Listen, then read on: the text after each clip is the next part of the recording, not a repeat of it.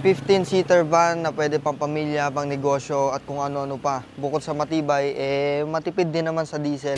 I got you ulit.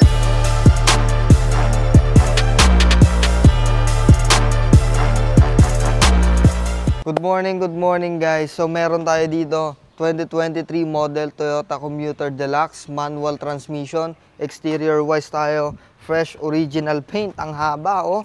At 16 inches wheels, makakapalang tires. At sa harap naman tayo, crystal clear na headlight, halogen ng mga ilaw, napakalaking grille at 8 ang ending. At dito naman sa loob, napakagandang steering wheel, 40,000 mileage on the clock, napakalaking dashboard na may cup holders dito, dito at dito.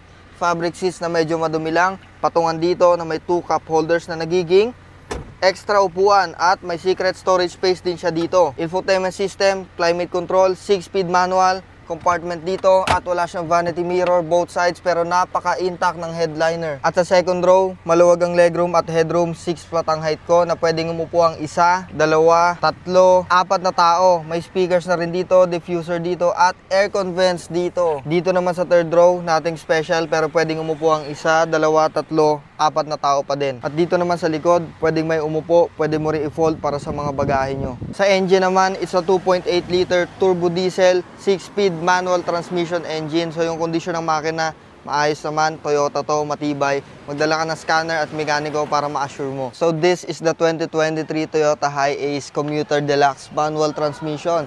So kung gusto nyo to guys, for only 1,585,000 pesos lang. Open to for financing, trade-in, and cash. Thank you guys. Peace out.